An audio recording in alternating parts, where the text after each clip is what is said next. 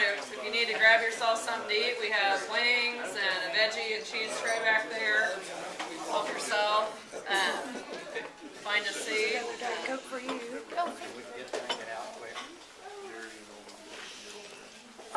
Everybody will have a chance here in a little bit to talk.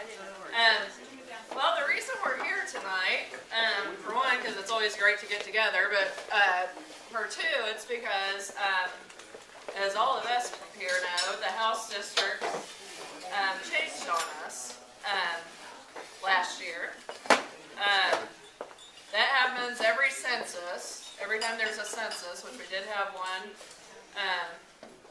They look at the districts, they make sure that they're equal, and then they change the districts. And the way that's done, unfortunately for us, is the party that is in power in the House gets to draw the district lines. Same with the Senate, same with really any. So Sheila might be able to tell us a little bit more about how that was done in that discussion. What's usually done is both parties submit what they think would be a good idea, and as we all know, the party in charge votes on which one they like best, and that wins. So that's what happened this time. Here in Tippecanoe County, it took us from 3 representatives. Most of us knew Sheila and or District 27 and District 26, which right now is Sheila Plinker and Randy Truitt, and Tim Brown in District 24, or District 41. It's now taken us to 5 districts in our Tippecanoe County here. So, if you have a chance, if you haven't yet, we have the maps, the new maps back there of the House and Senate. We also have the congressional districts back there, and we are still District 4. Lovely Todd Ricada. And all the candidates have brought some of their literature and all that, so that we can also get to know these, because we have to remember that District 25 isn't just now they're running against an incumbent. This is a totally new district in a lot of these cases. So, and that's all over the state. Sheila can tell you about how some of her friends are not running now because they've had to run against people they knew and things like that. So, but we are fortunate in our area that though we have 5 districts, we have very qualified candidates running for all. So, I'm very excited about that. And right away, I want to thank them all for stepping up to run, because I know it takes a lot. It takes a lot of your time. It takes a lot of effort. It takes a lot of money sometimes. It takes, and in this political climate especially, I'm glad that you saw that we actually need people to step up and run and be a voice for all of us instead of being scared and not wanting to do it. So I think you all deserve a round of applause for even deciding to run.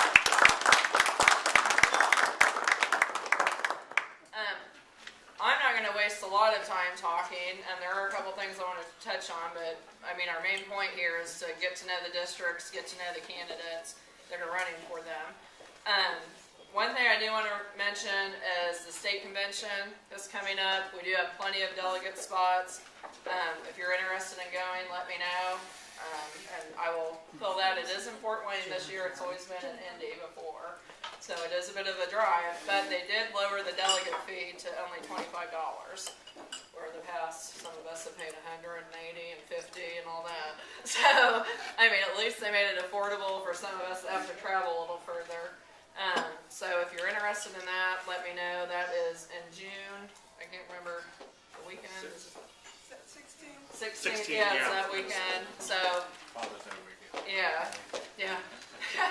And it is a fun event. I mean, the convention itself, as we know, conventions anymore are more like rah-rah, which is great. We all need that.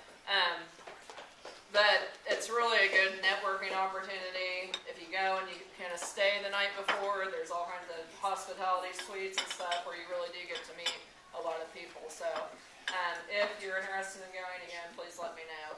I do want to recognize a couple people in the room that are not running for House districts, but again, we thank you for stepping up and running.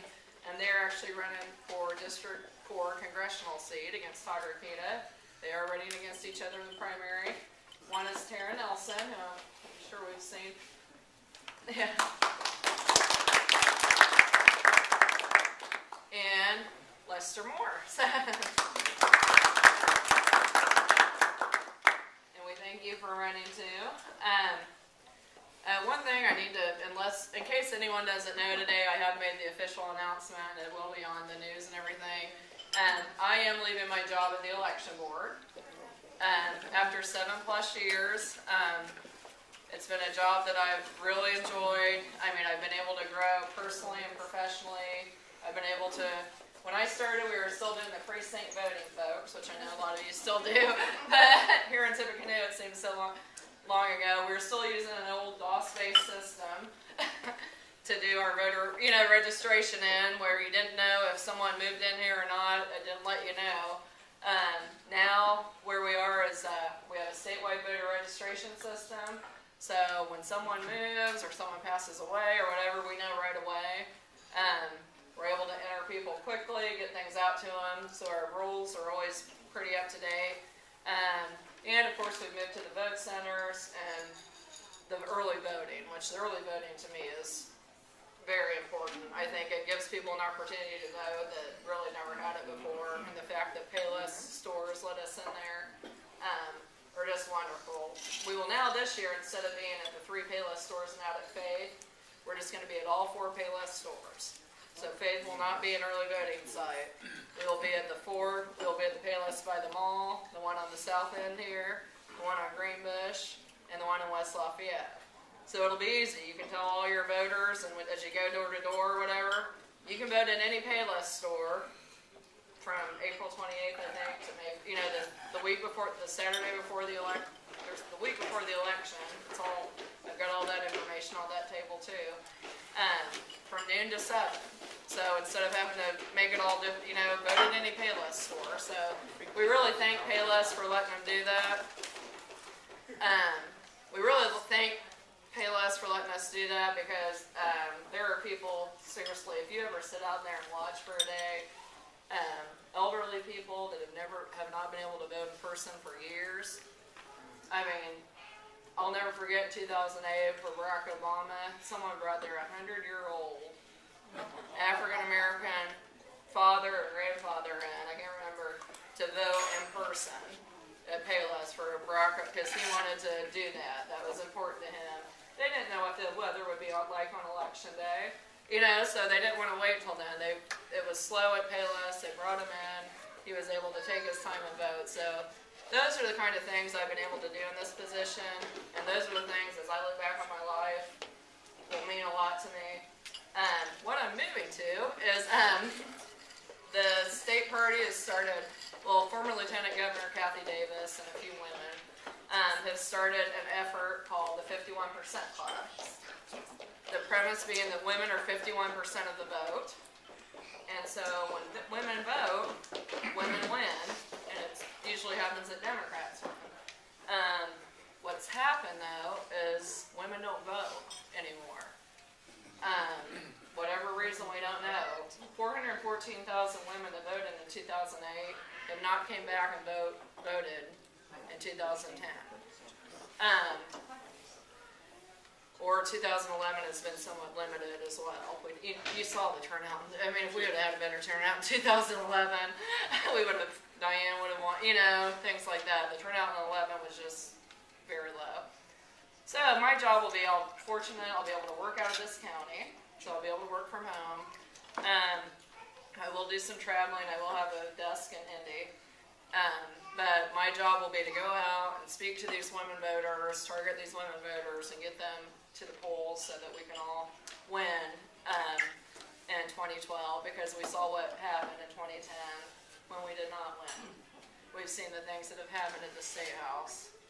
Just things, we've seen things that have happened at the federal level. Things that I honestly, when I see on Facebook or whatever social media network you're on or whatever you see, that I honestly think is an article from The Onion. I mean, some of this stuff, I'm serious. I mean, you read it and you think this can't be true, but it is. And it's what, when people didn't come out in 2010, we got right to work passed. We've had, education attacked. public education rather. And I'm not saying that some reforms weren't, necessary or welcome, but, the fact that we got to the point where we were villainizing blue-collar workers, and teachers, and all of a sudden they were the villains. Making too much money. Right. I mean, where have we, what are we doing? The fact that, women's health has been attacked. I mean, are we back in the 1950s? It's, so those kind of things are what I'll be talking to people about as I go across the state. I'll still be here in the county working. I mean, I'll travel. I'm still going to be your party chair. So that's not going to change. You know me, I can't leave, I don't know that I'll ever leave Lafayette. And that's good because I love it here. But that's what I'm doing. And so it was a good next step for me. Amy Winrick will be my replacement. She's my age, graduated with me from Jeff, lifelong resident, married, 3 children. She will bring the same things I brought to the job, plus she has skills that I don't have. She's a lot more organized than me. So she'll do good. She'll serve us well. She'll make sure we put on fair elections and voters are all treated equally. And our job, she knows, is to make sure people are able to vote, that it's easier for them to vote. It's not like sometimes we see on the other side where we're trying to disprove someone is able to vote. So it'll be good. But I just wanted to share that with you because I did make the announcement today, and so you'll see it tonight. With that said, thank you. Oh, yeah, this is another exciting thing. And Margaret, is that May 4th? Yes. Yeah, May 4th, the state Jefferson-Jackson dinner takes place. It's at the JW Marriott downtown Indy. Our speaker will be Nancy Pelosi.